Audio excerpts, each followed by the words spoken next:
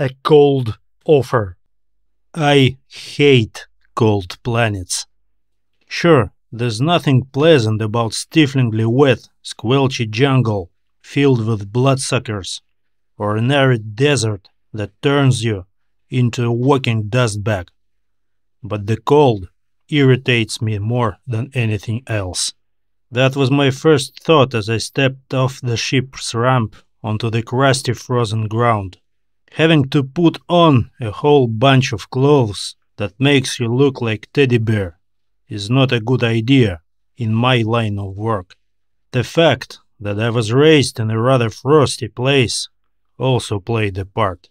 I could of course send it to hell and jump into the full combat suit, but I knew from the experience that most locals on almost any planet are reluctant to talk to a man separated from them by high-tech armor. Hell knows what kind of psychological twist is to blame here. But every time a job brings me to the bottom of the gravity well, I have to play by the local rules as much as possible. And here, by the way, was the first local. Greetings on Flowerjoy. The local's indifferent tone was as out of place with the introduction as the tundra and the clouds of frosty vapor of his breath were out of place with the planet's name. I thought from the start that the name was stupid. I just hadn't realized how much stupid it was. I'm Clymen Solk, the local mayor. Hello. The atmosphere wasn't exactly conducive to grand display of politeness. My name is Vyacheslav Shamshurin. You can call me Val, I added, seeing the usual confusion in his eyes. Is there any place where we can talk without risking frostbite? Such place was just a stone's throw away. The people I'm looking for usually preferred to avoid densely populated areas, but this planet wasn't even a candidate for the Federation, let alone a province, and it was more than sparsely populated. So I chose to land in one of the 3 villages that were a bit more advanced than a secluded farm. Apparently, the locals derived their joy solely from flowers, if they ever bloomed here. They didn't care much for the architecture. All the buildings in the village were simple concrete structures, with rudimentary windows. If it is so cold here most of the year, I could understand that. Less heat loss. To my eye, they didn't look much different from each other, but my guide had obviously gotten used to navigating here. The bar was a little more decent than one might expect. It wasn't dirty, it wasn't too dark, and there weren't even the usual grim shady subjects in the corners. It was a small town, so what would you expect from it?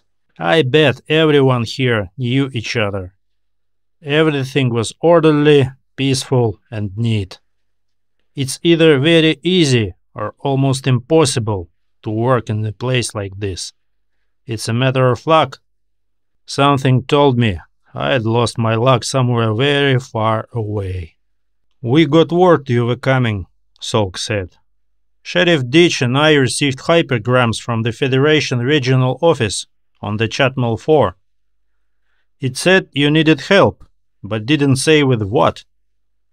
Of course it didn't. I sent those hypergrams myself. I wouldn't have put it all out in the open. I had to steer the local swamp a little, but not to scare it away. I'm looking for someone, and I have reason to believe that this person is here on Flowerjoy. I gotta hand it to Solk. Somebody less experienced would have taken his indifferent face at true value, but the slight spark that flickered in his grey eyes for just a moment didn't escape me. He gave nothing else away, but that was enough. It was only then that I realized that everyone here was either unusually reserved or lacking in curiosity. I had thrown off my hood when we'd entered the bar, and we were sitting at the well-lit table, so my face was clearly visible, but no one had even raised an eyebrow. I've long been in the habit of keeping an eye on who's sitting where and what they're doing. And believe me, not a single soul reacted to my appearance. No, it happens, of course, but not often, and usually on the central, densely populated planets. People there have seen a lot of things. "And what makes you think this someone is here?" Solk asked. I appreciated the well-constructed question, trying to find out as much as possible without revealing anything in return. It seems that these frosty florists are not as simple as one might think at the first glance. At least, Solk certainly wasn't. "Because this is the last place he could be," I said. "Otherwise, I would have found him by now. If I go looking for someone, I find them.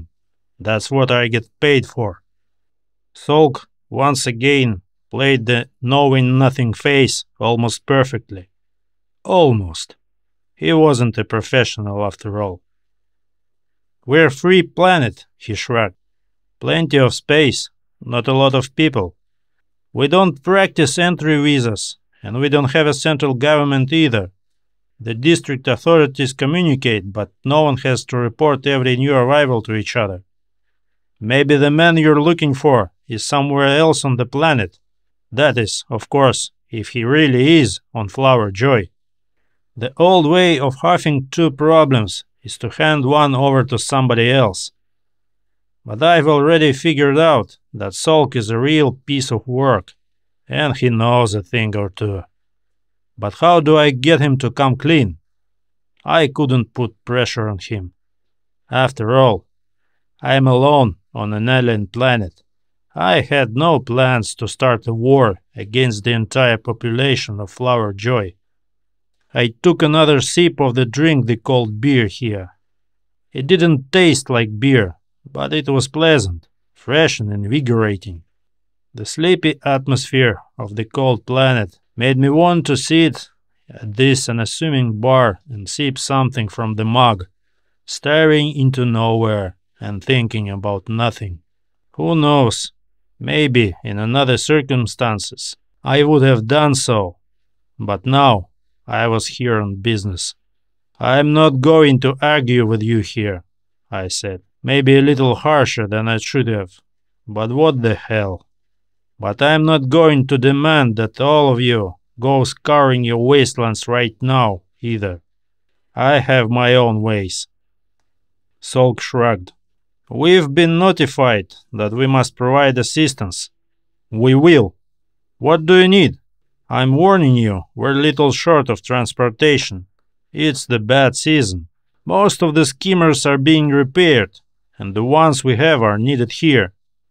Who would think they have a good season too?" Of course, I didn't say that out loud. I didn't want to poke Solk in the eye with a fork, when he already had a big thorn like me stuck there. "I have my own transportation," I said. "I'll make do. I'd like to have a word with this sheriff ditch of yours. Is there any way to make it happen?" Solk had stopped pretending, and I could tell by the look on his face that he'd rather have something else happen to me, something with a bad ending. But the hypergrams had confused him, and he didn't dare to say that he thought of all the Federation freaks. "Now," I said, not waiting for him to mumble something about tomorrow, next week, or next century. Solk hesitated, making a decision. He looked at me like he was about to punch me, so I grabbed tight the handle of the massive mug, just in case. The other bar patrons pretended they weren't there, but I knew they were listening intently, afraid to miss a sound. "All right," Solk finally said, standing up. "I think the sheriff is still at his place. Let's go." Behind us, everything once again started to be noisy. I forced myself not to look back. I didn't want to make them happy. I don't like to get them even one more extra glance at my face. As you'd expect with my luck, the sheriff's office was not in the neighborhood, but on the other side of the town. It was a bit away from the residentials too, so there were no rows of squat buildings to at least partially shield us from the stinging frosty wind. Solk stomped along the frozen sidewalk, lightly dusted with dry fine snow, and I followed, silently cursing. If I'd had more time, I would have messed with the locals and just scanned the whole lousy planet from the orbit. Unfortunately, that was precisely what I didn't have time for. The sheriff was a tall man with a weathered, creased face, and with big hands that promised steel fists. Exactly what you'd expect to find in a dump like this. "Look who's here," he said instead of greeting, standing up as we entered his office. "Ditch, Sheriff Ditch." He didn't offer his hand. I didn't expect him to. "Vyacheslav Shamshurin," I said. "Call me Val. I need to talk to you about something. Actually, about someone." Ditch looked at my face in silence. He had no trouble showing indifference. He probably had no expressions, except for this one, a granite monument sick to death of everything. "Well, let's talk then," he said, glancing at Solk. It seemed that in that instant of visual telepathy, the two had said more to each other than I had heard in all my time on Flower Joy. "Well, I am off," Solk said. "You two can take care of this without me." And he walked out, letting another blast of icy air into the building. I was well aware of what was going on, but I had no way of stopping him without starting the grappling match with the big sheriff. The sheriff waited silently. Apparently, in his mind, talk meant listening to what I would say. I guess it worked well on local drunks and poachers. You look at such granite face and immediately want to remove a heavy stone from your soul. I did have a whole asteroid belt up there. "Solk told me you got the hypergram too," I said. "I'm looking for—" "What happened to your face?" Ditch interrupted me. Whoa, first person to ask. I guess that was his interrogation style. Nobody expects this monument to be interested in anything, and then wham, there you go. "Accident," I said. "A long time ago." Ditch squinted a little, and I suddenly realized that he already knew the answer to his question. He'd probably seen the results of such accidents more than once. "I know why you're here," he began, and at that moment the first missile hit the building. Ditch was heavier than the concrete rubble that crushed him when the roof collapsed. It took me even longer to pull him out than it did to dig him out. The big piece of pipe that pierced his left thigh wasn't much help either. But Ditch was a real diehard. While I was coughing concrete chips out of my lungs and wiping my eyes, he managed to apply a tourniquet and inject something from disposable injector he'd gotten from one of his breast pockets. Peaceful Planet. A hypersonic projectile attack on the local jail as greeting. A sheriff who looked like a retired shock trooper with a super painkiller in his pocket. Such a nice place. The vigorous exercise warned me, but I knew it would soon be over. It was getting close to nightfall, and the frost would surely intensify. To keep Ditch from freezing, I put him on some rags I'd pull out from under the rubble. I wanted to find something else to cover him, but the sheriff caught my arm and pulled me to him. Despite being wounded, his grip was like hydraulic press. "Listen," he said, "I thought I knew why you were here." He closed his eyes for a moment. "Even monuments don't feel very good if they are pierced through the leg. I'm rarely wrong about people. Tell me straight, what do you want?"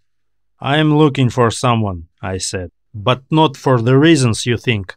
I just need to pass something on."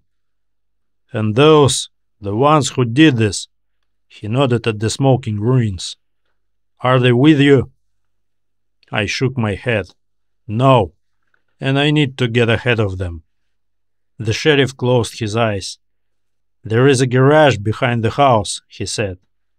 I think it's still intact. Take my skimmer. You'll never make it on feet to the place. No, I said. I got my own. It's more comfortable and it's equipped. Suit yourself, Ditch said. The one you're looking for is on the north slope of Sharp Ridge. The coordinates are in the local database. He coughed. I looked at him doubtfully. Move, Ditch said. I'll get help. Half the town is already on its way. So I moved. I still didn't know if Ditch could see what was left of Sulk, or if the collapsed wall was blocking his view. Now that I knew for sure that I had competition, it was more fun. Though it was unclear whether they were aiming at me, Ditch, Sulk, or all of us at once. It didn't really matter. What mattered was finishing first. Professional pride, if you will. It was a 3-hour drive up the local snow-covered hills and ravines to Sharp Ridge. I had set the alarm for tails, and it was silent for now, but nothing prevented my competitors from herding me from the orbit and falling on my head at the very last moment.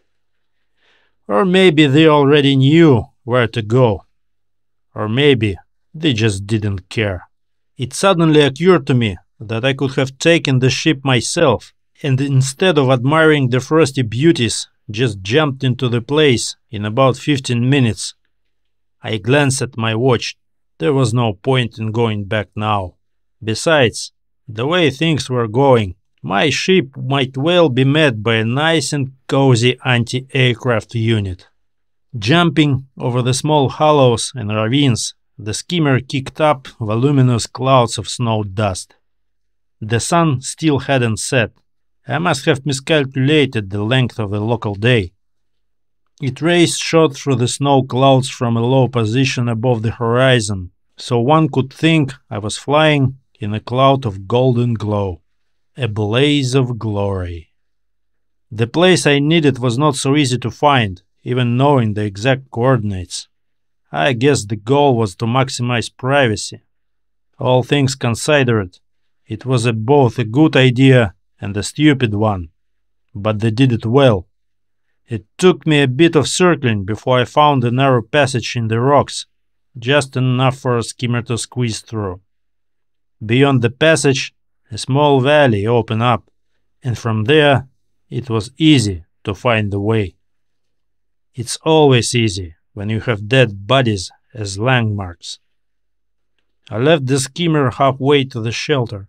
It was too big a target, and speed was useless in this crevasse anyway. The snow had frozen to ice, and walking was comfortable, but I still felt like a clumsy dummy at the shooting range. You don't have to be a sniper. Just take cover behind any cliff and shoot at point-blank range when I pass. Most of the bodies that came my way had horrible damage from plasma hits, but a few were hit by flechettes from sniper needle gun. I didn't like that, though I was expecting something along those lines. I counted 14 corpses in total, and all of them were clearly from the ranks of the defenders, at least judging by the clothing, but most of all because they were all human. Interesting. That's something I wasn't expecting. Not surprising though, given the reception from Sulk and Sheriff. The shelter was built on the relatively gentle southern slope of the ravine, probably to get at least a couple of % more of the sun's heat, if there was any. I made it almost in time. I hate that word. Almost. It's disgusting. Very, very unprofessional. The last two defenders were still alive. They were in good positions behind armor plates at the shelter's entrance. A regular steel ladder with an icy railing led up a few meters high. They would even stand a good chance against ordinary bandits or something like that. Freeze! As if I'm not frozen enough already. I obeyed, keeping my hands with open palms in plain sight, and feeling a huge bright target at the back of my head. These two weren't the ones I feared, but they weren't the two who had killed a bunch of people in the valley. "Who are you?" I sighed, peering around with my eyes as best I could without turning my head. "What are we wasting our time on? Idiots. I have a message for whoever you're guarding." The guy holding me at gunpoint spat. "A message, huh? In the form of plasma bolt?" I shook my head, slowly, so as not to unnerve him. "If I wanted to hurt him or you, you'd be dead already, and I certainly wouldn't have come up empty-handed like this." The guy was still staring at me with suspicion. The other one remained behind the cover. I could see only the part of the protective helmet and another barrel pointed straight at my head. "Listen," I said, "I don't know who are you, but you better get the hell out of here. You may have nothing to do with this, but we're in the middle of something right now." I blinked. There was some quick movement in the rocks to the right of the shelter. The next moment, I fell to the ground. A powerful plasma charge hit the guy in the middle of his chest. The armored breastplate absorbed some of the energy, but it was not enough. Rather the opposite. The poor guy was blown to pieces, some of them mixed with the molten metal of the breastplate. A column of sparks and vapor rose from where I had just been. For lack of other obvious targets, the second defender instantly tried to fry me. I took cover behind a huge boulder, scrutinizing the approach to the shelter. The rock shuddered a few times from the hits, and then I heard another plasma burst, and everything went quiet. There were 4 of them. I realized at once why I had caught only faint movement. Only now they turned off their stealth suits, and there was still a bluish sparks of residual field running across their tall silhouettes.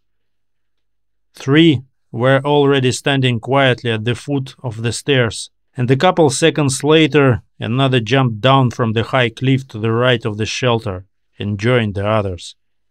The one closest to me began to slowly raise his rifle.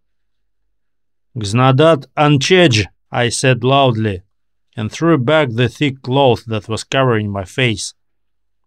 The barrel of the rifle stopped halfway up. All 4 of them were looking. If they were human, you could surely see the astonishment on their faces. "You know our language," said the Ullerian with the sniper rifle. "You said you wanted to speak in the name of benefit, and you bear the mark of allegiance. How can that be, Chnaij?" Chnaij means inferior in Ullerian, as well as useless and spoiling order, an intelligent being of no use to the conglomerate and to be exterminated. "Ask those you betrayed," I said. "The conglomerate has made peace with the Federation. The benefit is defined, and you are going against it. And it is the fault of the one who lives here," said another Ullerian, the tallest of them all. He was holding a powerful plasma rifle. I tried not to look at the pieces of what had recently been a guy talking to me. "We must restore the benefit. The conglomerate has taken a wrong turn. But before we kill you, you have to answer one question. Why are you here?" I've been quiet for a while. 4 Ullerian stormtroopers, most likely from an elite special forces unit. I didn't stand a chance against them in the firefight, much less in hand-to-hand combat. But I had a couple of aces up my sleeve for such an occasion. "I'm here on business," I said, shrugging my shoulders and rubbing my hands together like I was freezing. I just had a message to deliver. The movement did not escape the Ullerians' attention, and 2 of them slowly covered their nasal slits in a display of contempt for such inferior creature. Their metabolism was such that they could barely feel the cold. I didn't give a damn what they thought of me. All that mattered was pressing a couple of buttons on a small terminal on my sleeve-covered wrist. Besides, I have to keep up the benefit too, I said, falling again into the snow. Can I please get my next job on a planet with a tropical climate? The 4 homing micro-missiles I fired from the skimmer battery with a keystroke on the terminal hit the targets.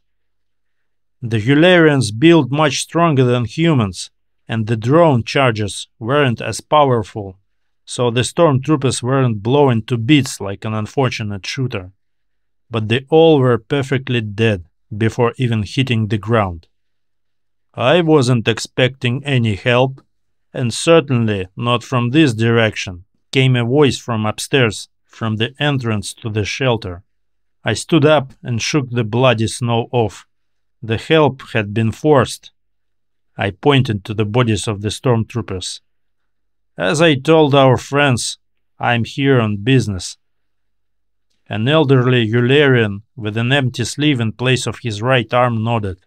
Unlike his dead brethren, he was dressed not in armor or camouflage, but in loose, shapeless clothes, the typical garb of Ullerian scientists and philosophers, who were only slightly less dangerous than the stormtroopers. "And what is your mission?" he asked. "To tell a person named Mogzan ad Kongaj that he is being sought." The Ullerian looked at me carefully, and damn it, I could have sworn he smiled. At least he tried to. Ullerian facial expressions are about as expressive as a piece of concrete. "And for that you had to find me personally," he said. "Well, I can guess what the message was about." He pointed to the stormtroopers. "I'm sorry about that. The people of Flowerjoy owe me a lot, and were happy to help when I decided to go private. I was appointed commandant during the occupation, and I was able to do a few things, like closing down all the restaurants and meat-packing plants," I said. "I know. You had already begun to develop the philosophy of the discarnate back then." Mogzan was quiet for a moment. "You know a lot of things, and you have the mark of allegiance. Who are you?" I brought my hand up to my face and touched the left side, which was deeply scarred. "Once you've been worked over by the parasites that leave the mark of allegiance to the conglomerate, no amount of cosmetic surgery can help." "I'm just a messenger," I said, "who got a cold offer from an anonymous customer." Mogzan stared at me blankly. "But you might not have accepted it," he said at last. "And you certainly didn't have to get involved in the conflict." I looked at the bodies of the stormtroopers, at the dead defenders at the entrance, and then looked back at the valley, littered with bodies. "I can't deliver message to a dead man," I finally said. "I had to work a little extra to keep the recipient alive." "But that doesn't make any sense."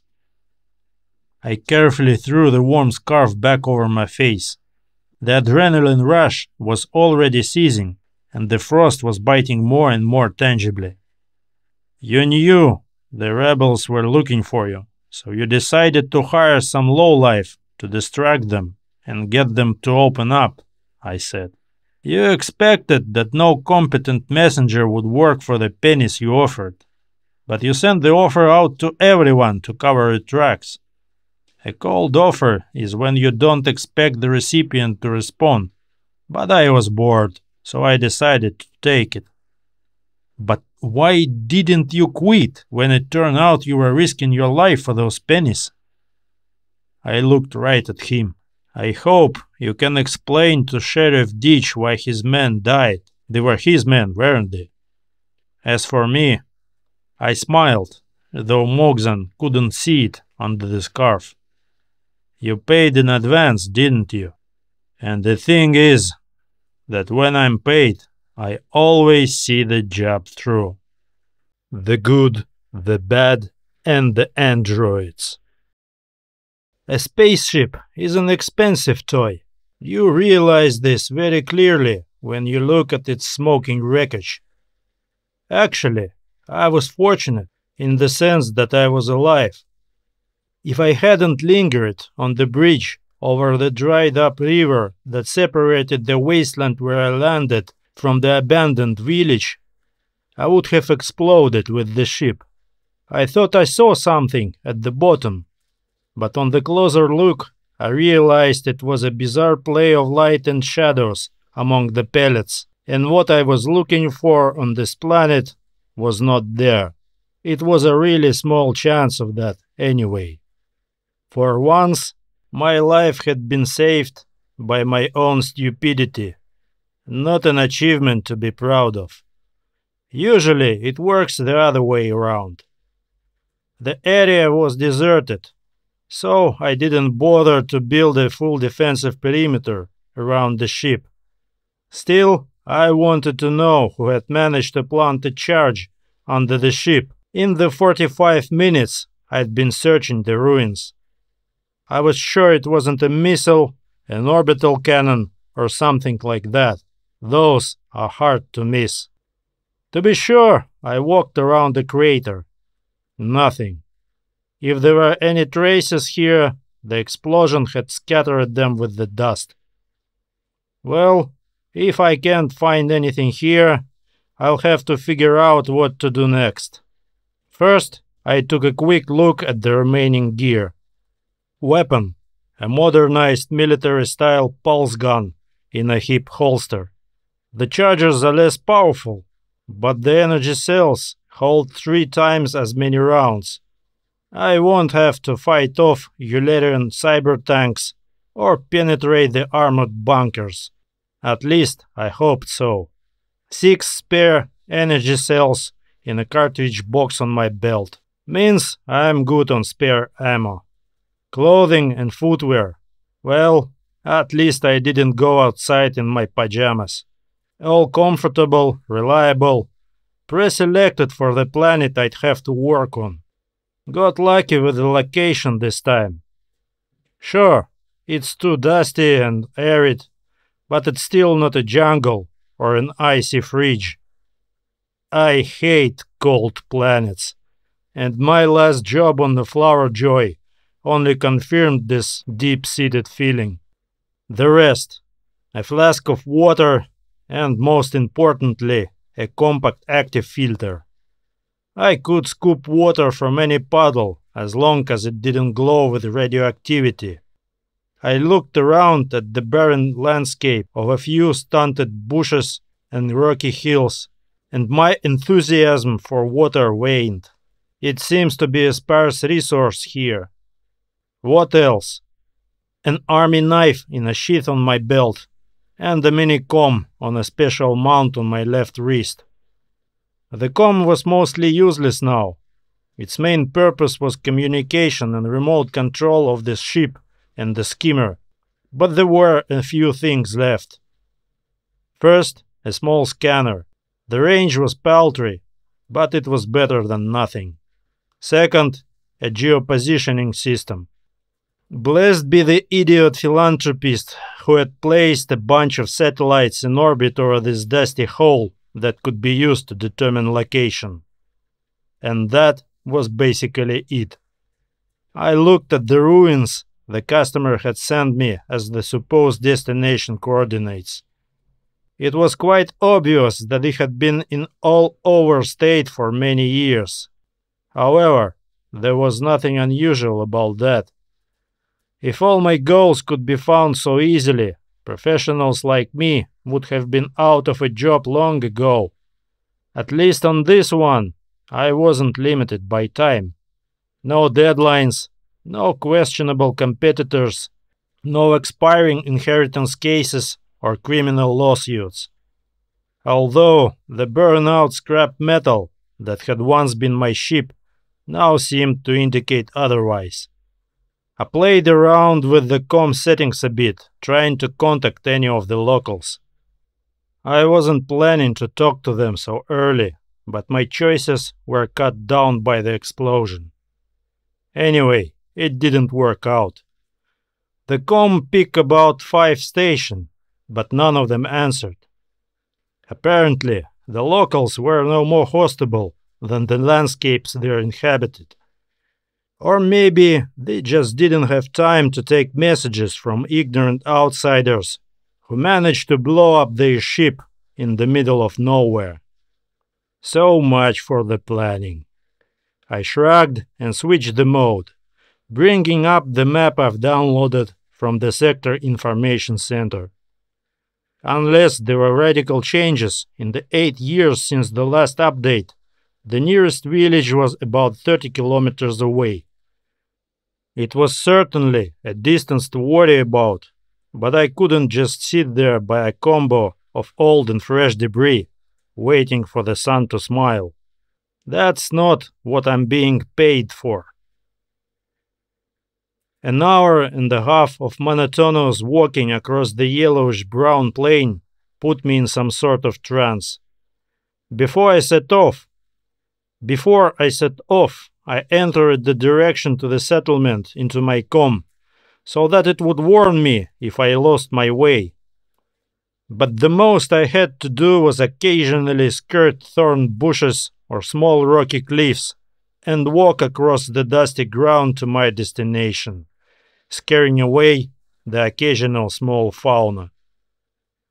Long story short, when one of the cliffs suddenly sighed heavily and stomped in my direction, I didn't even immediately react. I guess it were the wild stock, it could have ended badly. I grabbed my precious pulse pistol when the beast was 2 steps away. Would I have been able to get a shot off, or would it have trampled me? That's a question best not asked. "You ain't from around here," said the man sitting on the beast's back. The beast's large armored head, the size of a skimmer, stared at me with the dual eyes, as if pondering whether or not I was edible. I hoped I was different enough from local bushes to stay off the menu. I carefully holstered the pistol and spread my hands. "Guilty as charged. Is it that noticeable?"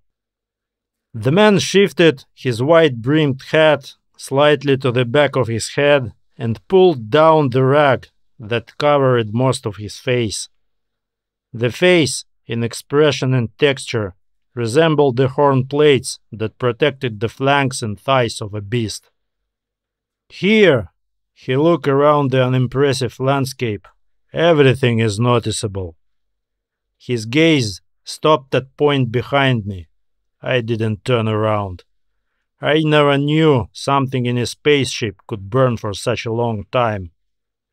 But only an outsider would walk around the wasteland with an uncovered head and open face. I shrugged silently. I had nothing to say. He didn't expect an answer either. Speaking of the faces, the beast started to turn its head toward the completely inedible-looking blackthorn bushes, and he stopped it with a tug of the tow cord-like reins. "There is some wicked shit going on with your face."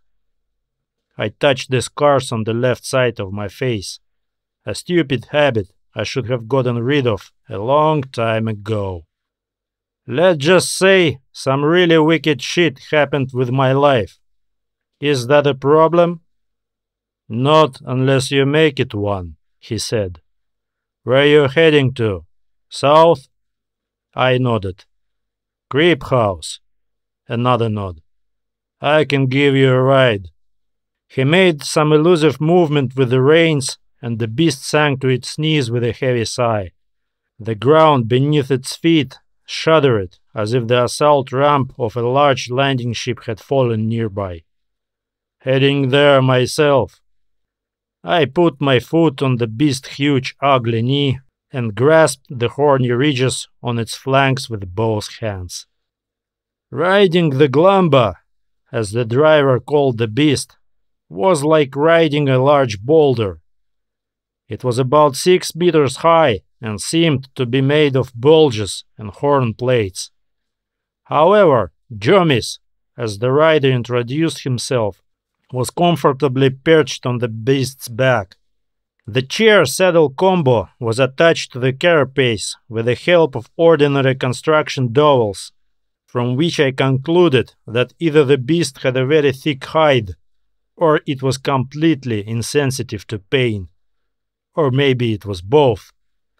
I had no chair, but the beast was loaded with a pile of bales, secured the same way. I climbed there and made a nest from them. Jomis looked over his shoulder at my manipulations and snorted. I didn't know if it was a nod of approval, a chuckle, or he just coughed a fly out of his nostril.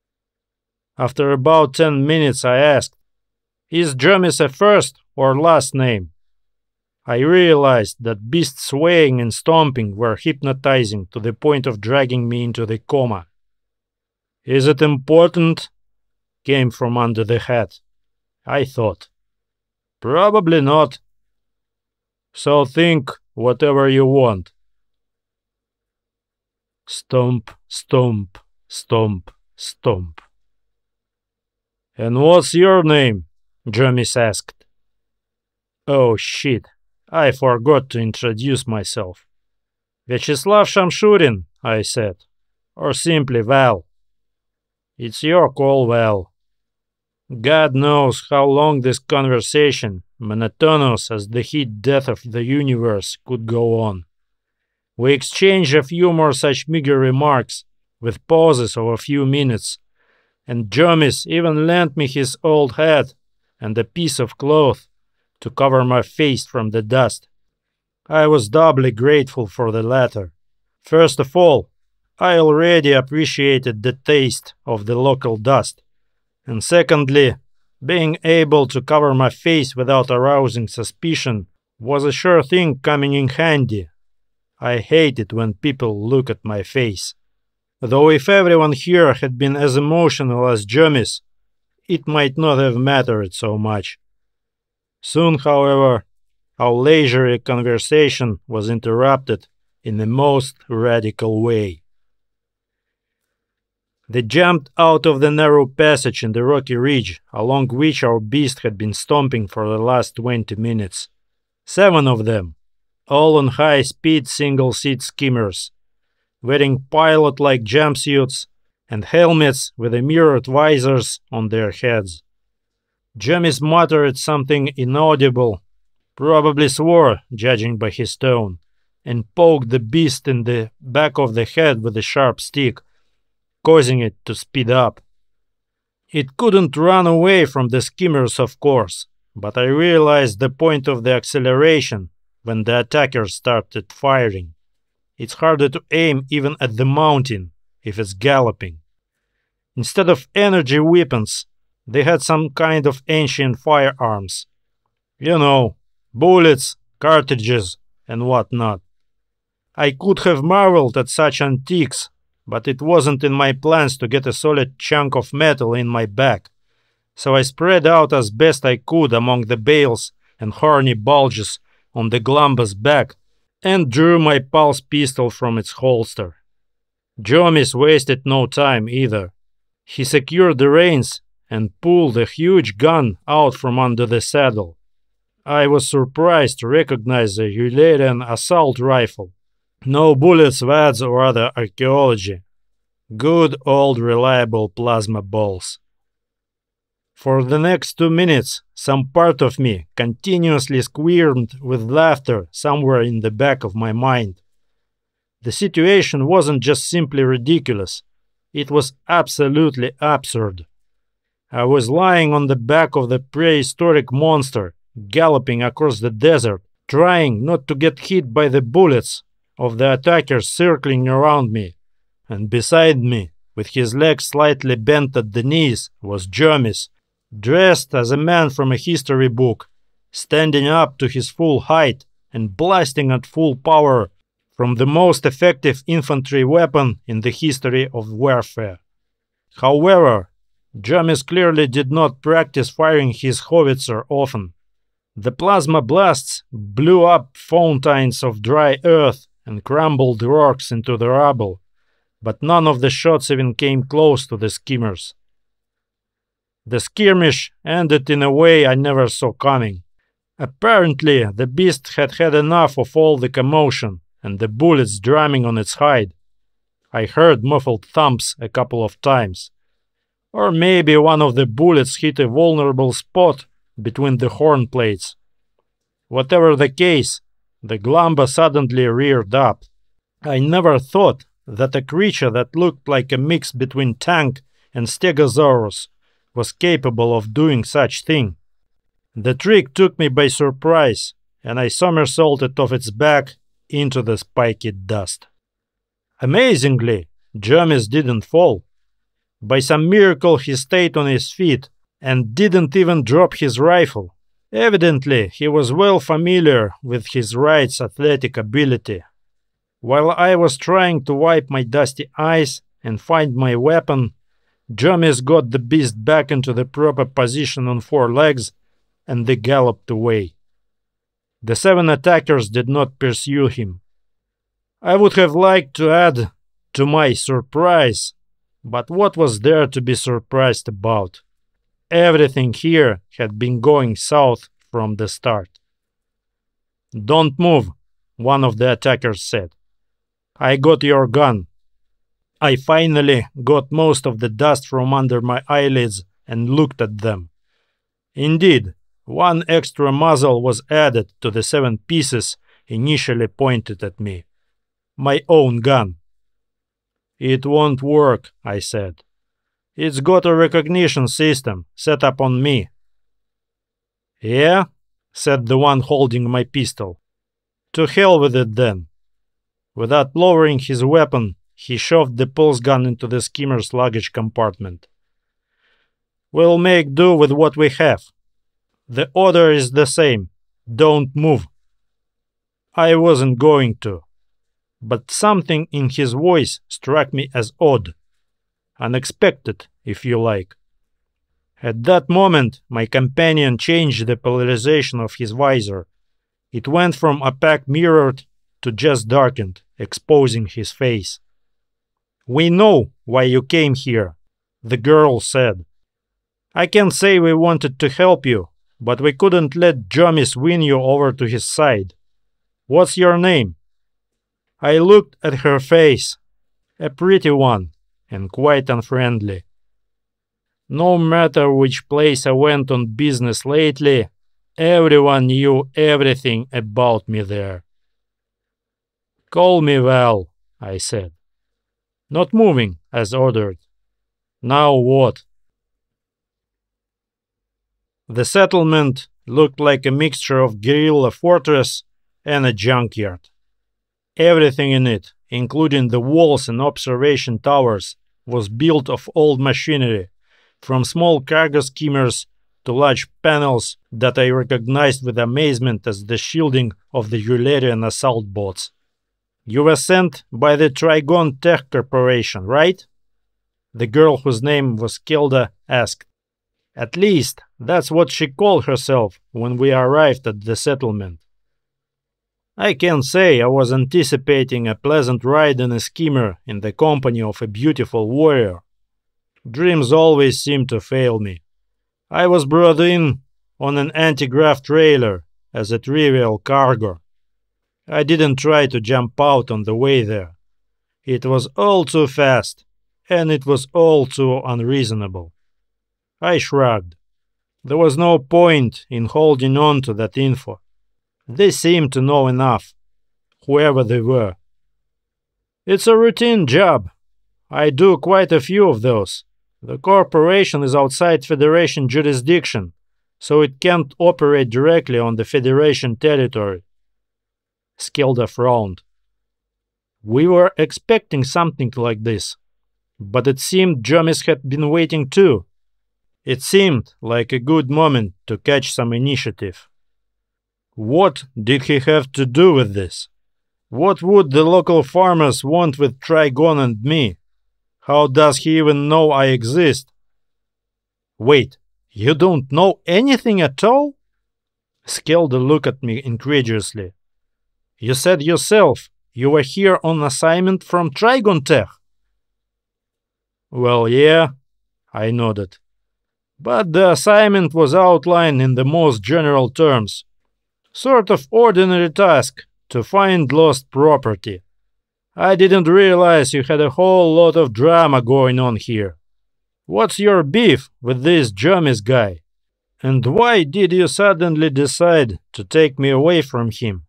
I kinda liked the fellow. Skelde was silent for a while, playing with a metal mug on the table in front of her. I don't understand, she said finally. We discovered the explosion and thought Jomis had captured you. Well, in a way he did. I took a sip from the mug. Interesting. Skelde didn't react when I removed the rag from my face. But she was too young to remember the war, and the planet was far from the war zone. A natural lack of curiosity? I decided to store that fact until better times.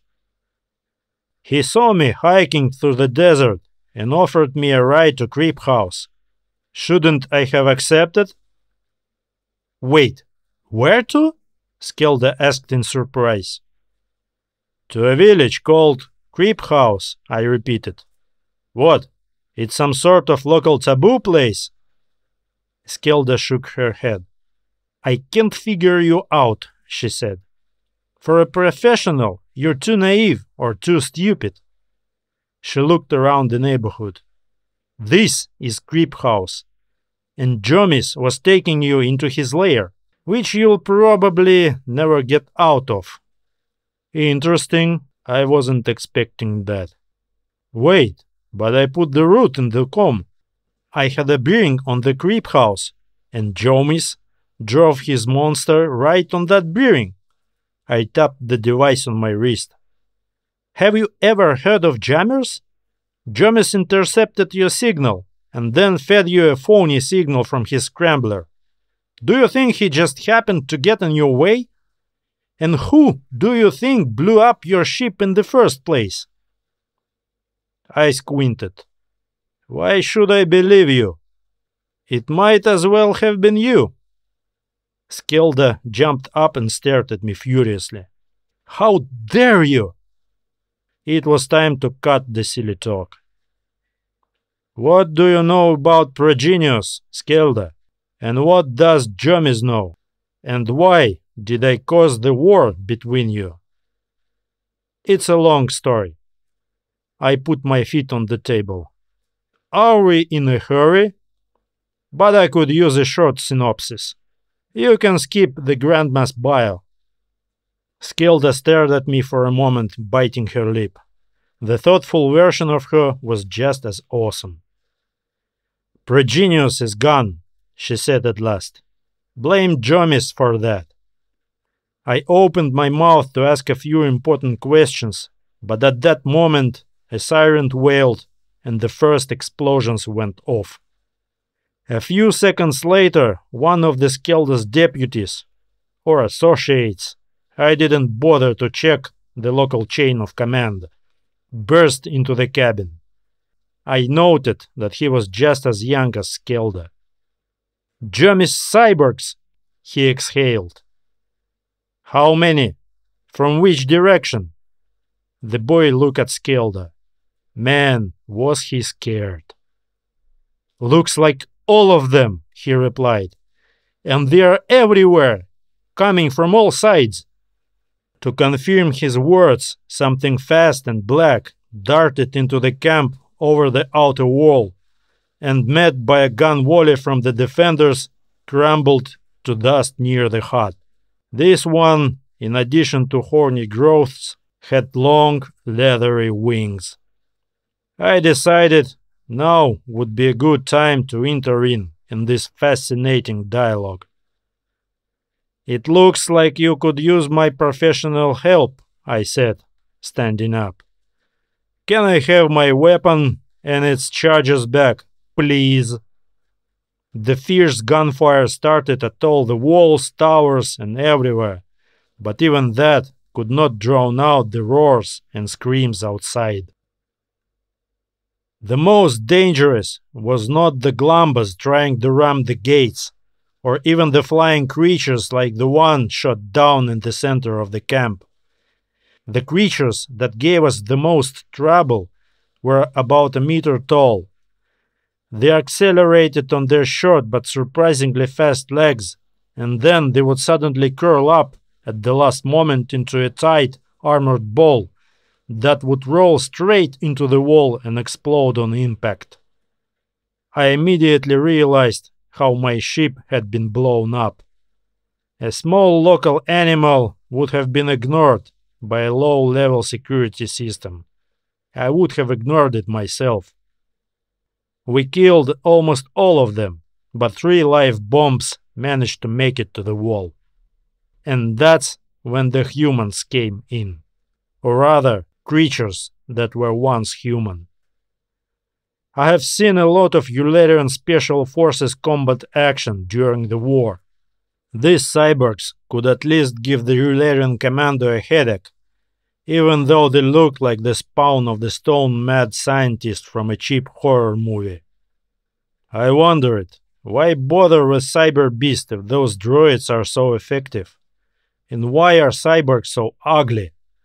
Was it done to make a stronger impression?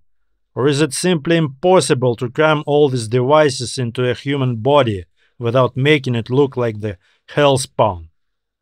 Well, if anything, I was impressed.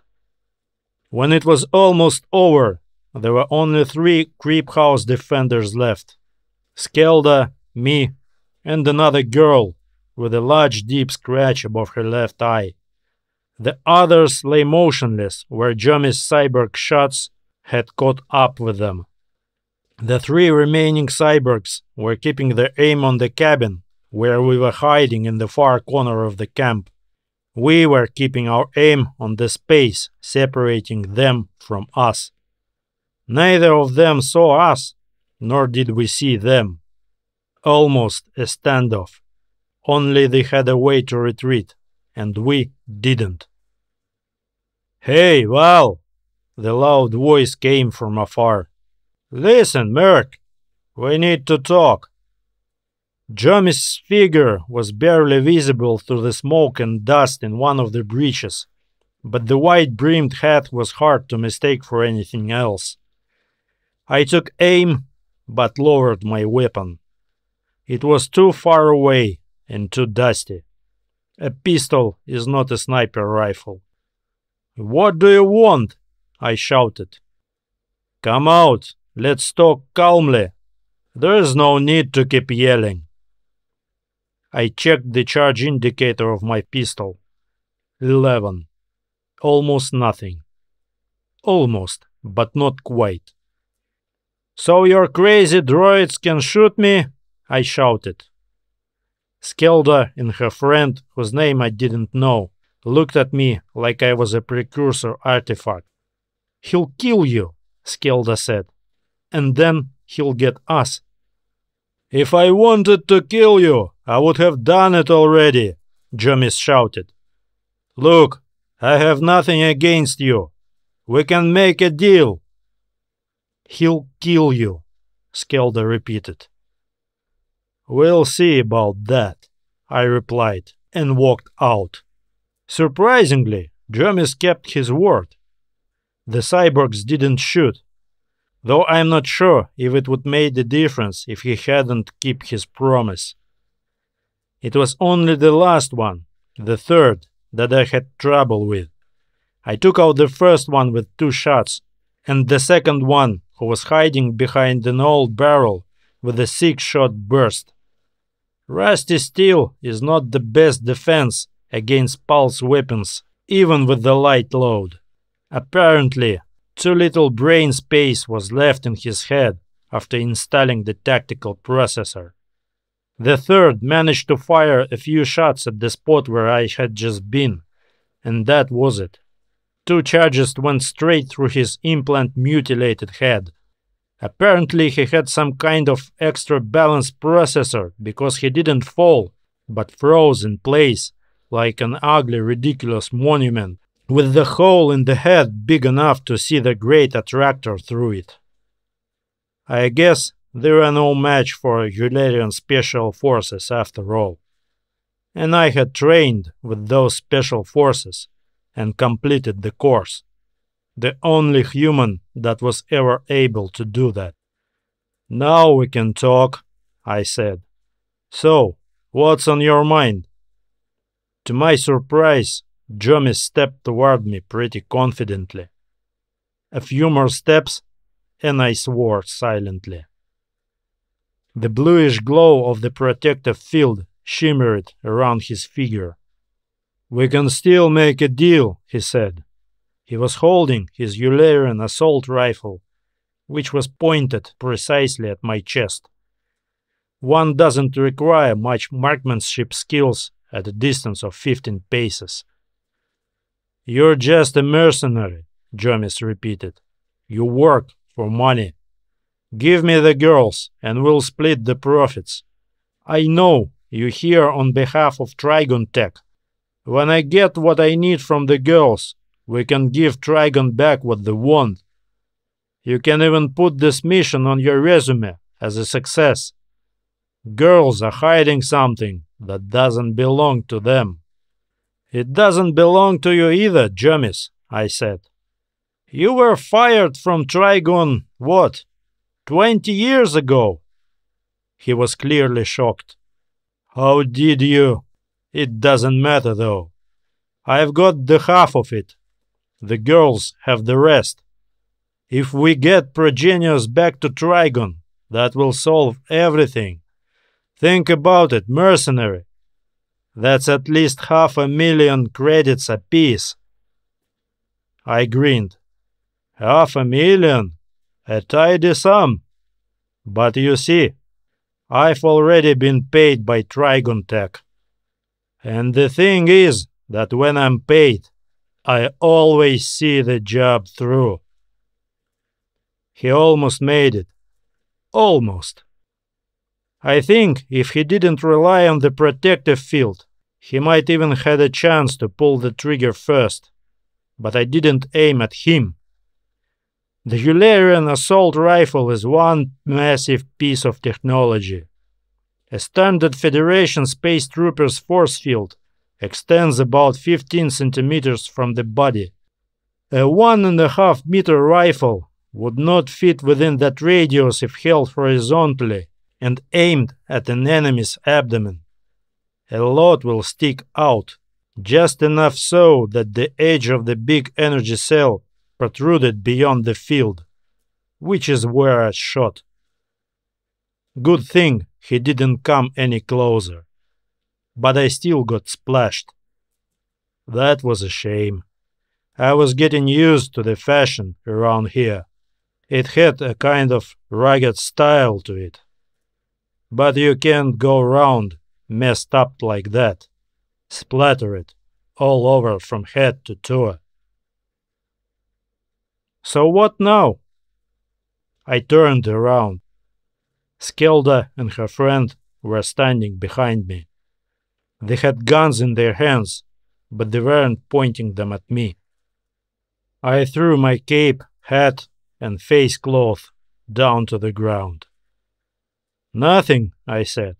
I'll go back to Trigon Tech and let them know the mission is accomplished. The old theft has been solved and the case is closed. Hopefully, the bonus fee will be enough for the down payment on a new ship. What about Progenius? You weren't hired by the Trigonians to get cheap revenge on Jomis, were you?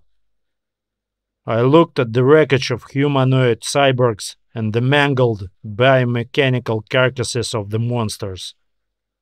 What about it? Progenius is gone, isn't it? It's at least half destroyed. The half that Jomis had. And you're not going to... You won't ask us what happened with the other half? Skelda asked tensely. I slipped the empty pulse pistol into its holster.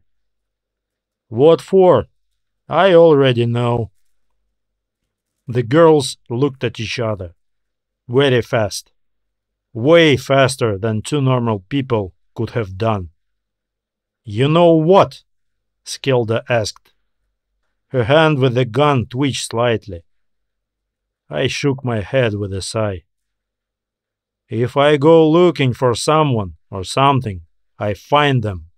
That's what I get paid for. I pointed to the girl with the abrasion. I guessed it almost immediately when I saw your village. No vegetable garden, no well, no warehouses, and the tonic you gave me was poured from 25-year-old can, though you had carefully dusted it off. But the final proof was this. I pointed my finger. A human with a scratch like that would have blood all over the face. Jomis had a partner, Skilda said slowly. His name was Skilled. I managed to reply with a single movement of my eyebrow. I'm still proud of it. He was against Jomis' plans to open an underground factory to produce Progenius-based combat cyborgs. Initially, Jomis must have fed him some crap about fighting the evil corporation, I nodded. And then, when everything was revealed, he killed him. Skilda shook her head. No, he didn't. Worse. She pointed to the cyborg I'd shot, still standing like a scarecrow in the middle of chaos. He turned him into this. But before that, Skeld managed to split Progenius into two halves.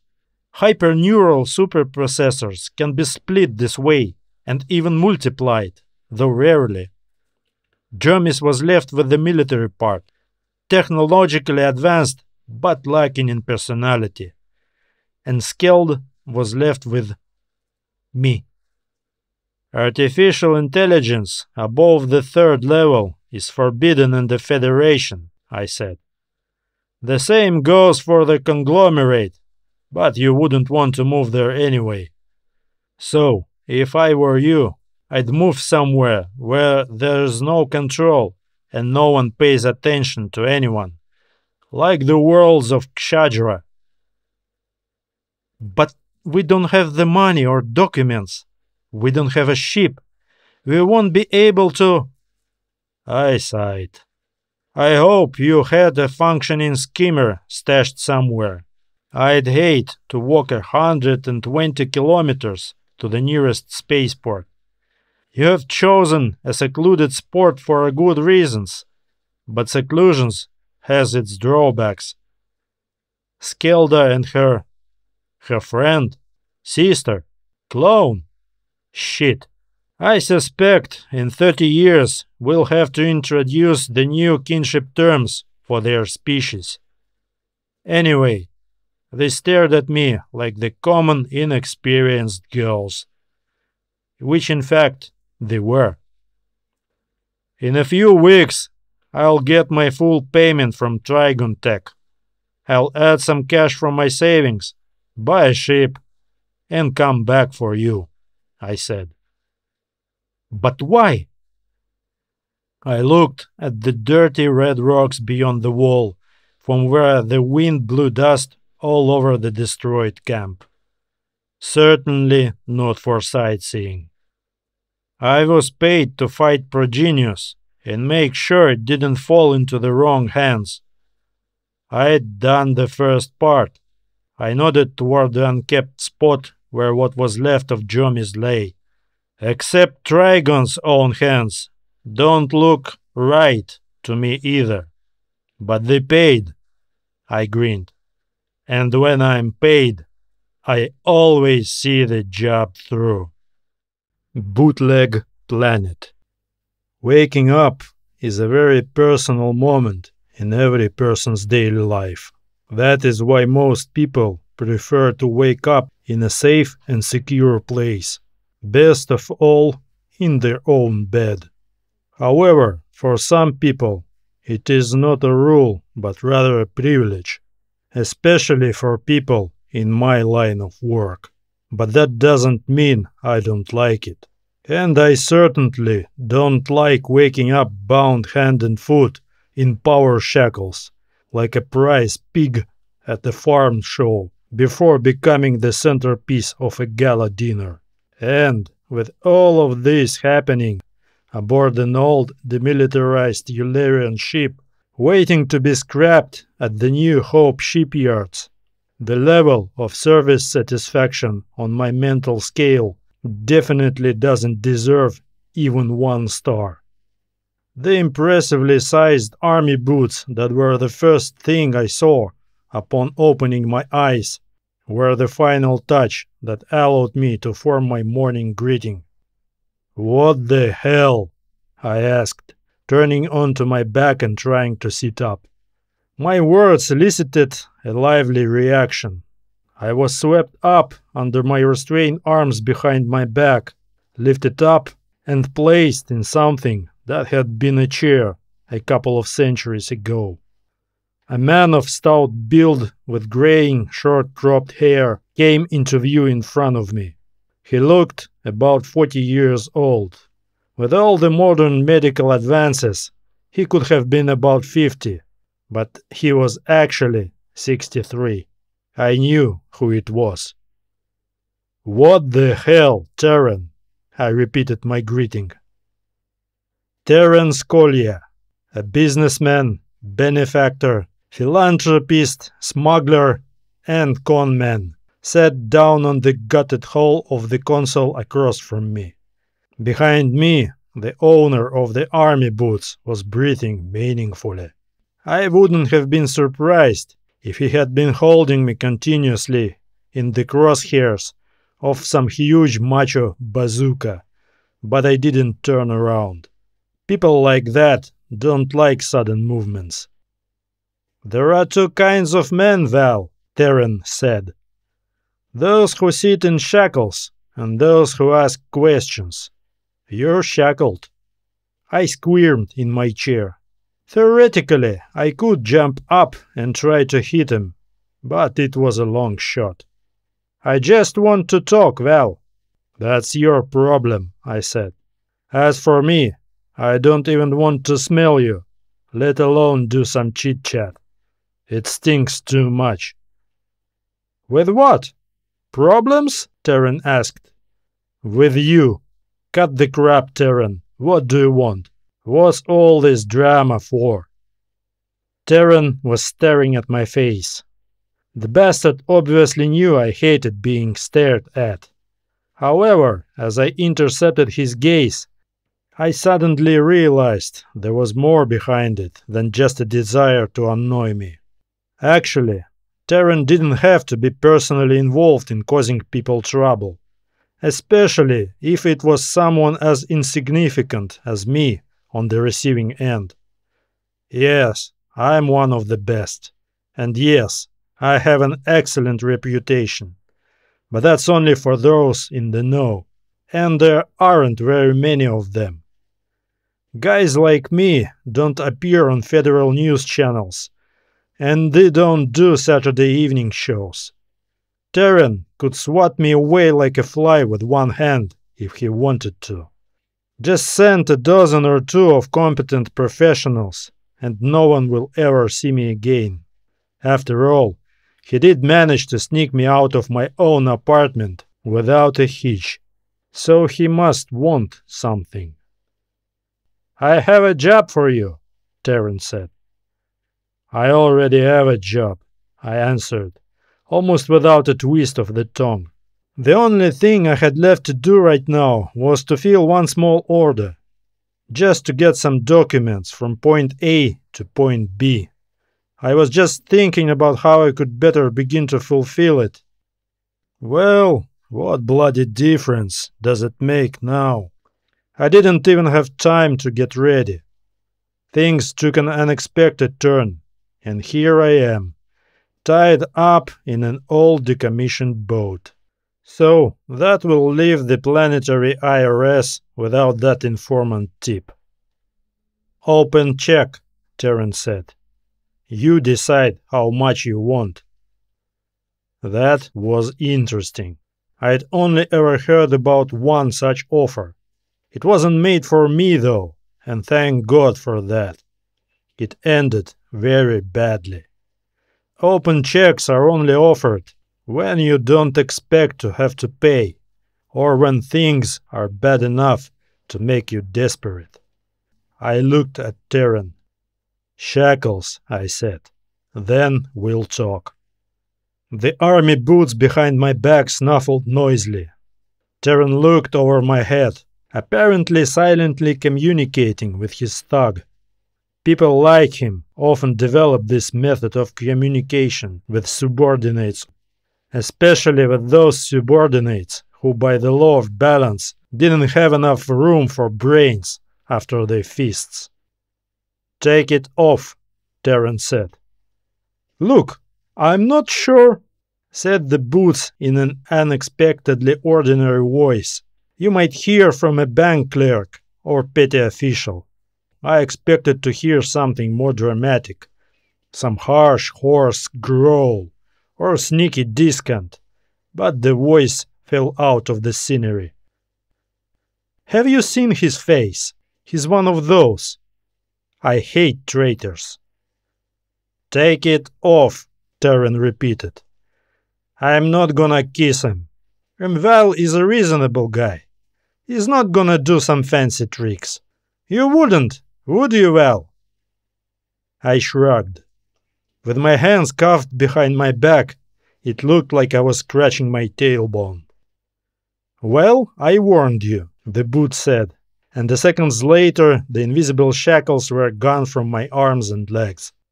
The only good thing about power shackles is that if you don't try anything, they don't tighten and dig into your skin and flesh like the steel shackles do.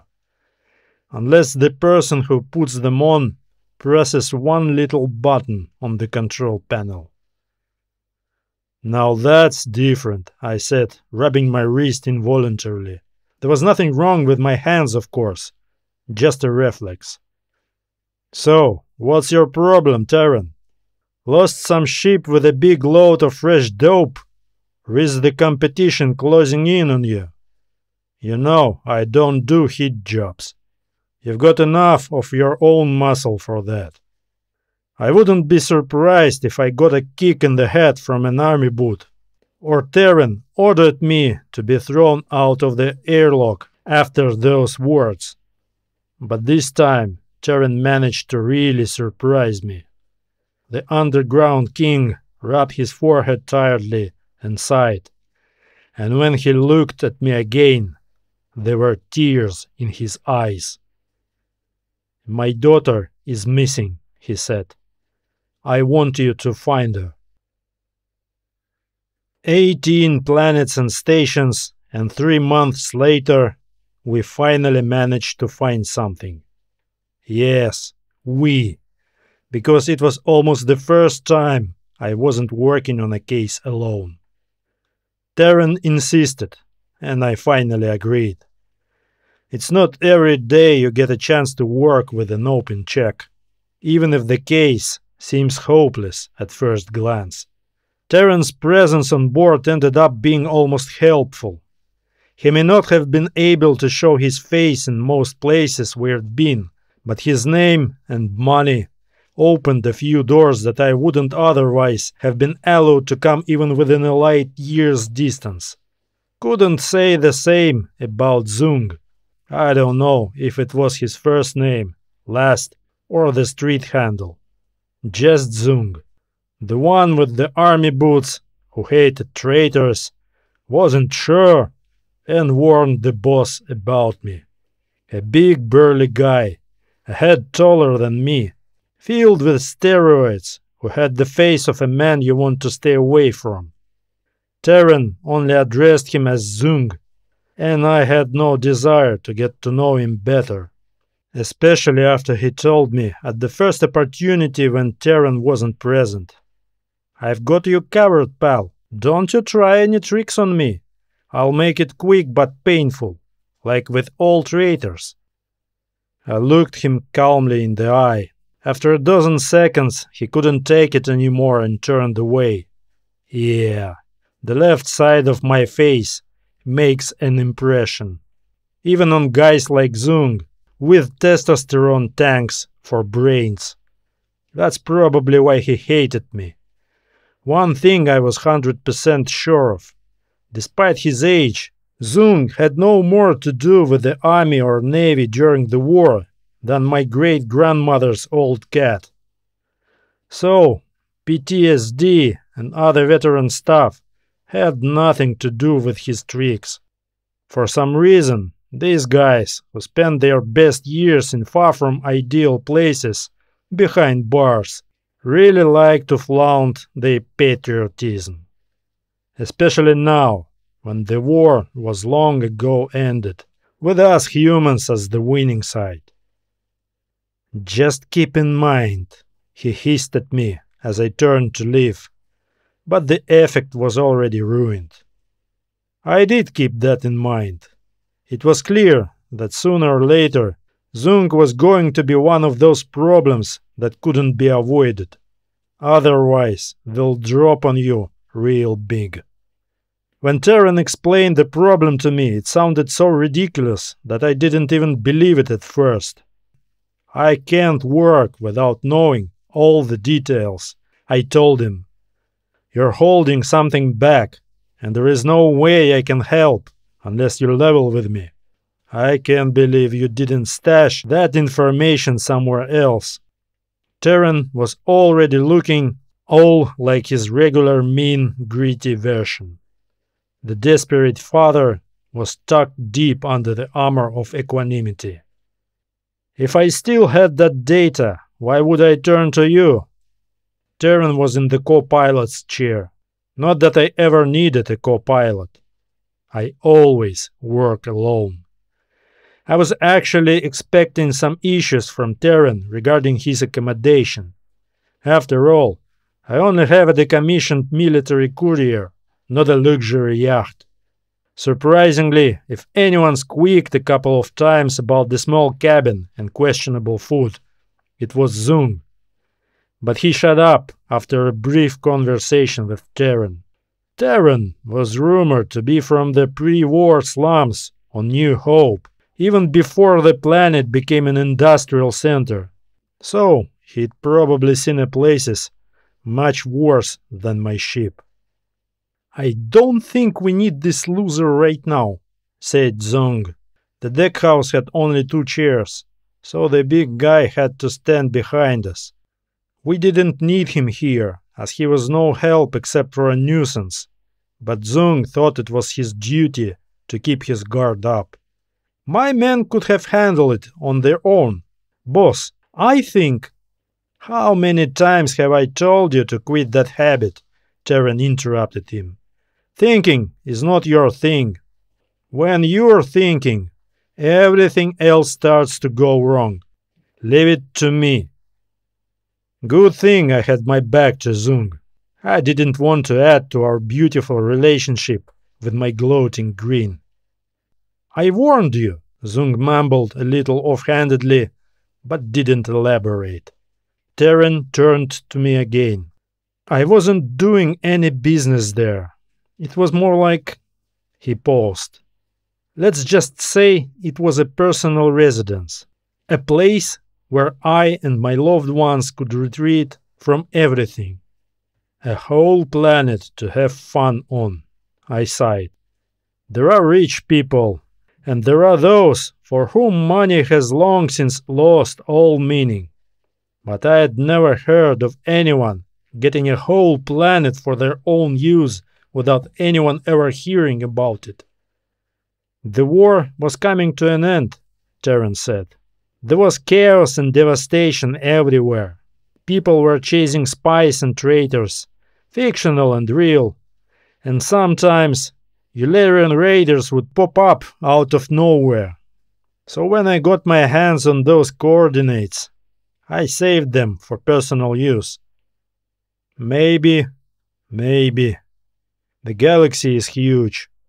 There are hundreds of thousands of times more star systems and even habitable planets than we need and know about. Although, of course, the local sector is explored better. I suspected that as soon as Terran got his hands on them, these coordinates mysteriously disappeared from the official databases as well, just as they had now disappeared from Terran's own databases. The coordinates of each object in the galaxy necessary to calculate a hyperjump to it are not just latitude and longitude, like on naval map. It's a cumbersome pile of numbers and letters written in a specific sequence. In printed form, it's about a page of ugly mathematical gibberish. No normal person learns it by heart. That's what the navigation computer database on the ship, or station, or planet is for. Of course, for most objects, all this data is duplicated and cross-referenced in myriad ways. But, as it turns out, not for all of them. And it turns out that, without these coordinates, it is almost impossible to find the desired planet or station among a vast number of stars. I thought that with all our science, with all our technical prowess, which allowed us to master a large chunk of the galaxy, and even to win the most terrible war that mankind had ever known in its history, we still looked like prehistoric people floating on a raft across the ocean. Once the fog hides the sky, we lose the ability to determine where we are and where we should be headed. Fog. That's a good metaphor. The fog of war. Terran was right. In his great world, everything is built on respect and authority. If competitors find out that the impregnable and powerful head of the Scollier clan is rushing around the galaxy in search of either runaway or a kidnapped small girl, minds will start to churn and ferment. Though you can't really call her small, I thought. 24 years old, only in comparison to me, a hardened relic of the war. And Terran himself, of course. Neyetta Scollier, 24 years old, had vanished without a trace 3 weeks ago. No notes, no demands from the kidnappers, nothing at all. Terran was convinced she was kidnapped and forced to copy the planet's coordinates and then delete them. Not sure in which exact order. Terran said he'd hired the best computer systems experts, and they assured him there was no way to recover the data. Everything was cleaned up. It was disconcerting that we found absolutely nothing, even after scouring the criminal underbelly of Tlap and many other planets and stations. It was strange. It doesn't work that way. No action happens in the vacuum. Everything leaves traces that ripple outwards, especially in a sensitive environment like people, who reside where the harsh hand of the law either barely reaches or doesn't reach at all. Terran assumed that the key to everything was the planet itself, and that it was the planet to look for. Since there were no other clues, that's what we did. And we hit a dead end. It seemed that not a single living soul on the Kshadra planets, or within the Federation, even knew of the hidden planet's existence. So, we had to look outside the Federation. And at the first Ullerian station, I found something. Of course, Zung didn't want me to go there alone. He'd defect in a heartbeat and sell us with our guts. Given the questionable gastronomic preferences of the Ullerians during the war, Zung's statement sounded particularly nauseating.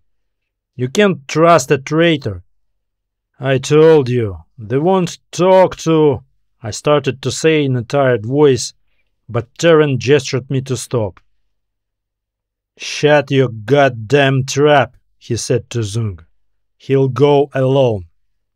And Zung backed out.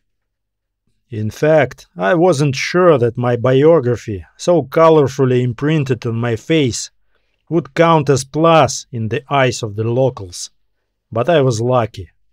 I didn't get shot right at the entrance and thrown out of the airlock without a word. The veterans who lived on the station must have wondered what this human with the sign of allegiance on his face needed so badly that he risked showing up uninvited. They talked to me. During the whole conversation, I felt like I was an amusing pet whose owner was having an amiable conversation with, like a man with a purring kitten. Humiliation is the usual price to pay to get information from the Ullerians. Another reason why neither Terran nor Zung should have been allowed on the station.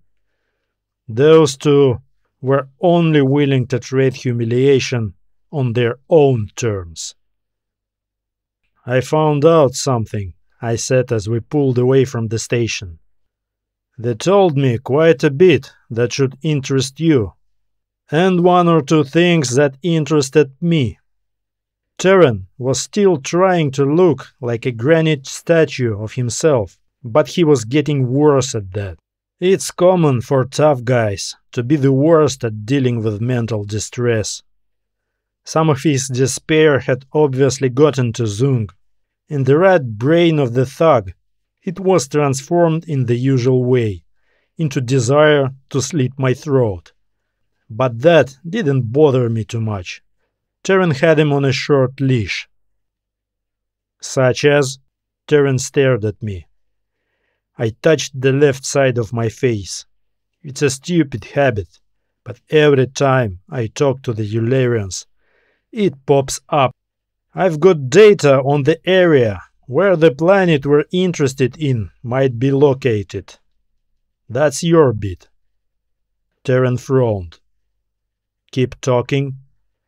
They also mentioned about certain spaceships that just happened to disappear in that area at the end of the war. That's my bit. I watched Terran very closely, but not a muscle on his face flinched.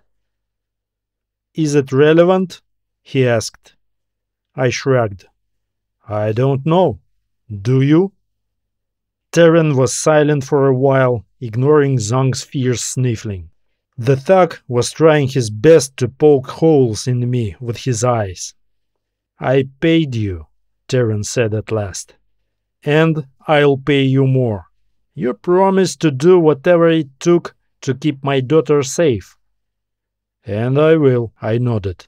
When I'm paid, I always follow the job through. An indicator on the console blinked, telling me that the coordinates from the memory crystal I'd brought from the station had been processed and the ship was ready to jump. If this is what rich people think of a planet for personal use, then it's a good thing I'll never be rich. But then again, what would I know about such things? Maybe if Terran signed over his entire fortune to me via open check, I might want to settle in a hole like that too. Well, it wasn't a meaningless piece of lifeless rock, of course. It even had an atmosphere and some life. Roughly on a Devonian Earth level. Ferns and frogs. And yet, it was still an empty and boring world. For people like Terran, however, privacy is probably the most important thing. It wasn't that hard to find. When you know the approximate search area of a dozen stars, you can figure out the jump coordinates for each one from indirect parameters. And once we were in the system, Terran had no trouble pointing out the planet in question. Third from the star, like 90% of the Earth-like worlds in the galaxy. What's it called? I asked Terran as we entered the orbit of a brown-blue spheroid shaggy with clouds.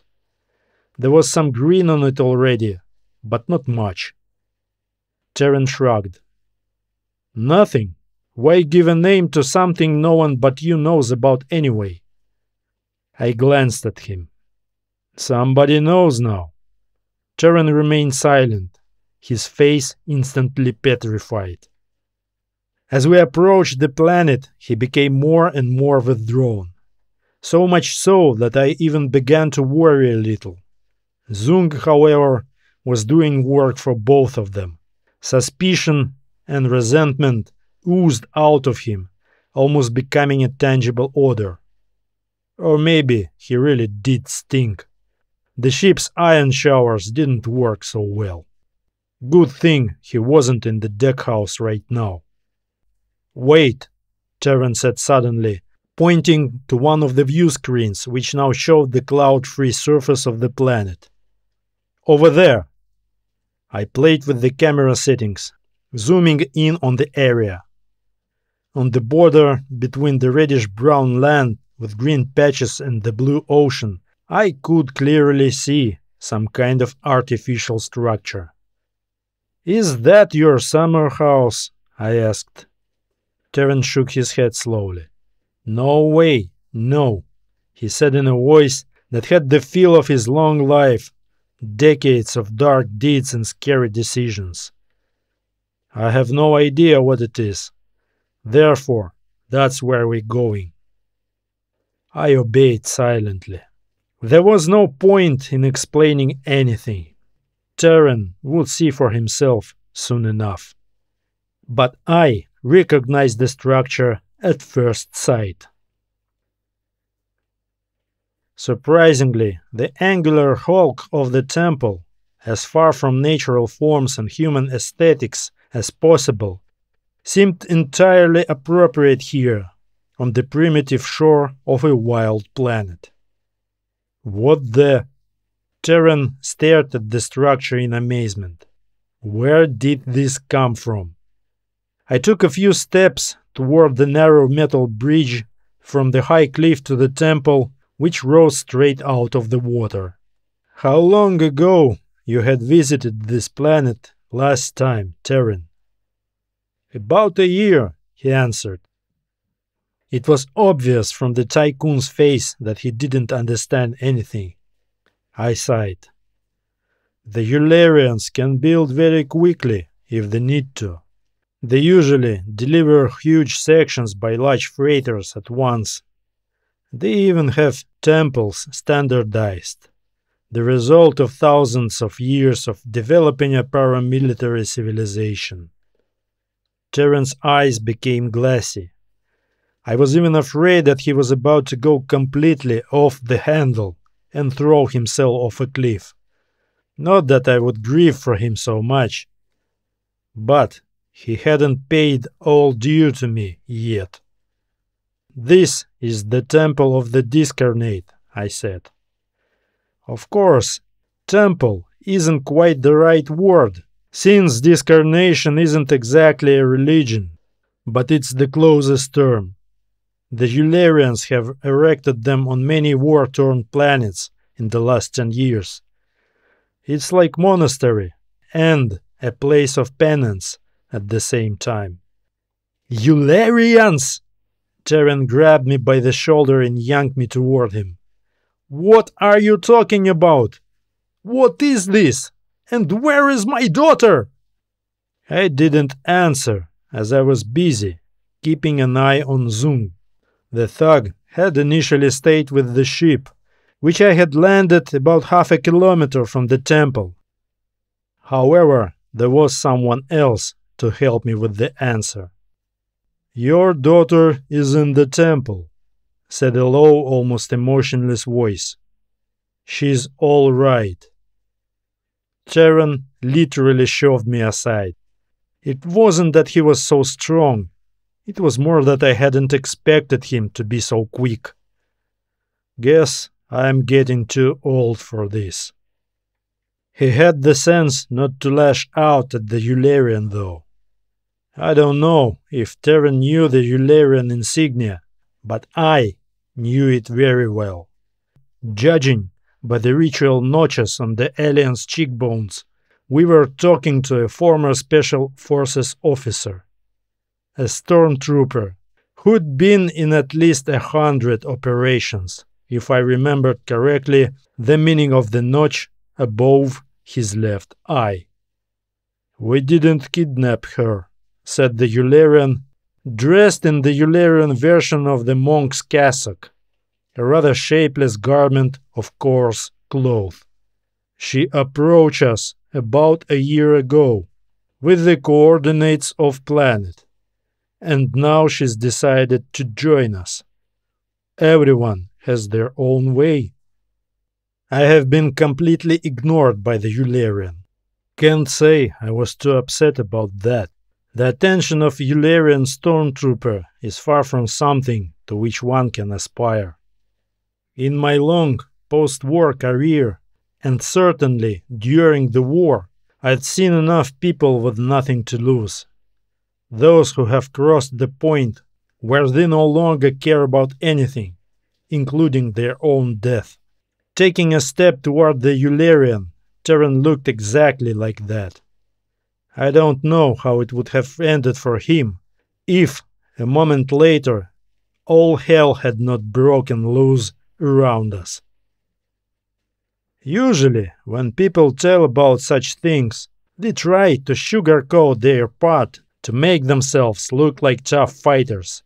The good thing is that there are usually no witnesses around and no one to refute the boast. I'm either too indifferent or too old for that. Especially since I have nothing to embellish. I was lying quietly behind a large rock, trying not to catch an accidental charge from a pulse gun or plasma rifle. But I did get a glimpse of things going on around me. Zung had started firing from a distance, yelling furious nonsense about traitors, traps, and damned enemies. That's what got him killed. The Ullerian stormtrooper quickly but carefully knocked Terran off his feet and took Zung down with the first shot of a pulse pistol, pulled from somewhere in the bowels of his brown robe. He dodged the thug's shots without the slightest effort. I knew that Ullerian stormtroopers could instantly calculate the trajectory of a charge by the direction of the barrel a moment before it was fired, but it still looked spectacular. However, the next problem was already falling from the sky, almost on our heads. An unmarked small landing craft dropped just 20 steps from the bridge guardian. The boat's ramp swung open with the rumble, and people in combat suits spilled out of the ship's belly. I didn't have time to count them, because at this moment, from behind the Ullerian, 2 more of his tribesmen appeared.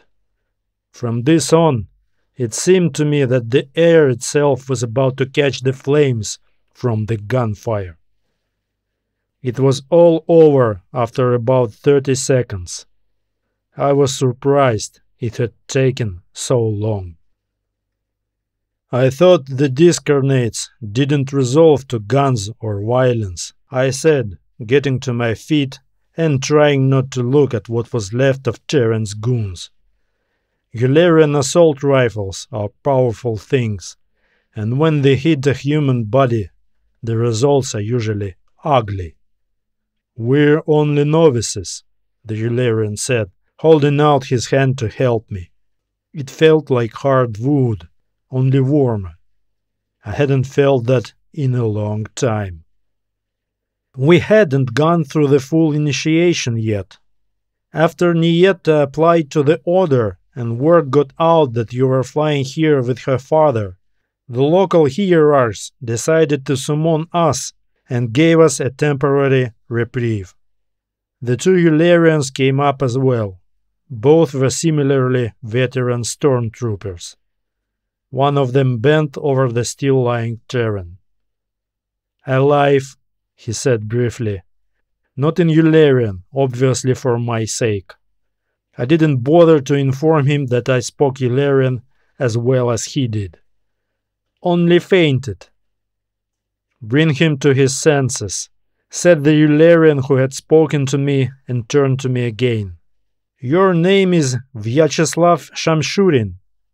He pronounced my name almost effortlessly, more correctly than most people. Yes, but I prefer to be called Val. I've heard of you. Back during the misleading. That's what the discarnates called the war. Coming from an apparent war veteran, it sounded peculiar. But I didn't know you wore the mark of allegiance. I didn't say anything. It was, as they say, written all over my face, literally. We can remove it, you know, the Ullerian said. Not completely. A little scarring will left. But it won't be the mark anymore. We have good scientists. Probably the same ones who planted the parasites that disfigured my face, I thought. And now they've bred new ones that will give it back to me? Thank you, I said. I'll make do. He waited for a comment, but I remained silent.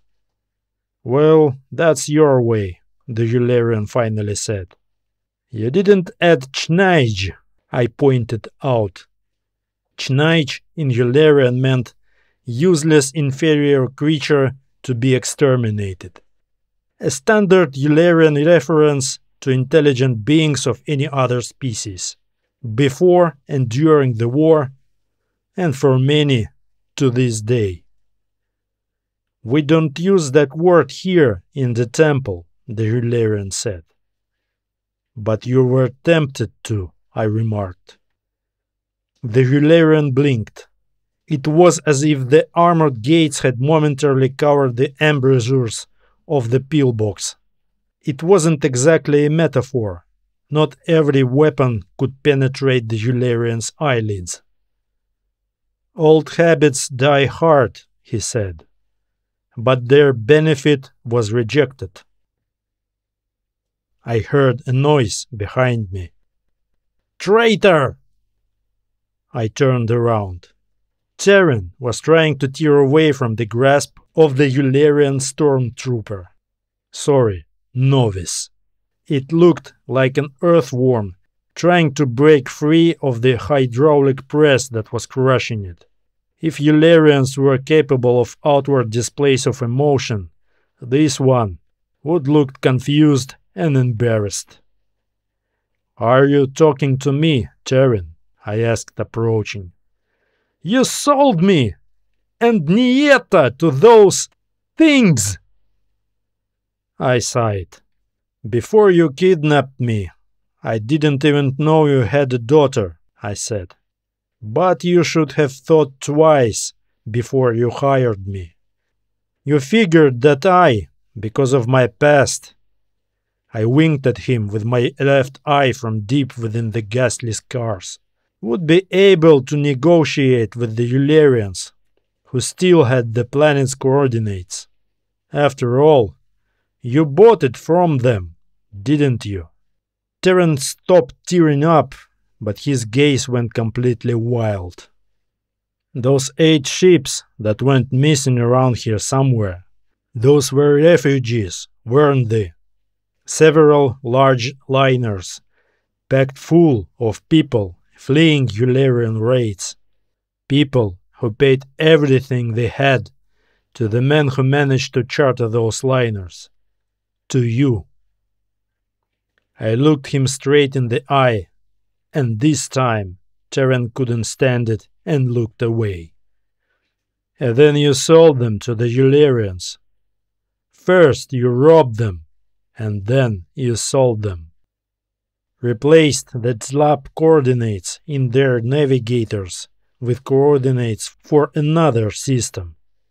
After the war, everyone wondered how a small-time smuggler like you suddenly came up with the money to build an underground empire. Need I remind you what that another system was, Terran? I glanced at the 3 Ullerians. They listened to my monologue in silence, and, as it seemed to me, with keen interest. "There are two types of traitors, my friend," I said. "Those who have been chewed up and spit out by war." I touched the scars. "And those who sent several thousand men to the enemy's meat-packing plant. I was spit out by the war, and you're still there. We shut down and destroyed that base," the Ullerian said behind my back. "There is a branch of the temple there now. His daughter found this information in the family archives and gave it to us," another alien said. "She was the one who offered to put a temple here. It was a legal transaction. He transferred ownership rights to Nieta." "Terran, you surprise me," I said. "Why would you keep something like that? Sentimentality?"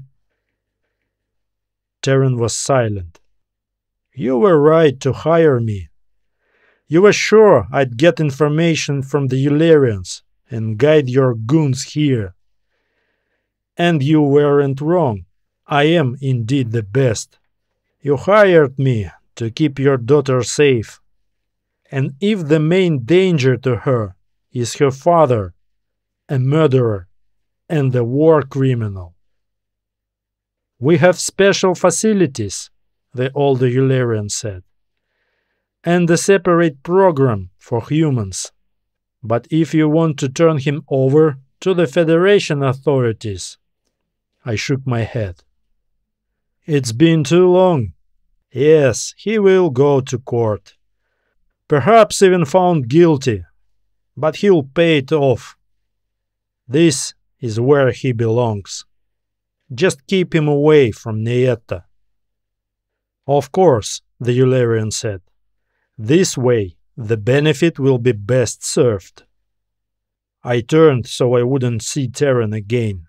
He made me sick to my stomach. "You can stay too," the Ullerian said after me. "It would serve you good to become a discarnate. The temple accepts everyone." I glanced over my shoulder with a grin. "The temptation is considerable," I said. "But I have unfinished work to do back home. And the thing is that when I'm paid, I always see the job through."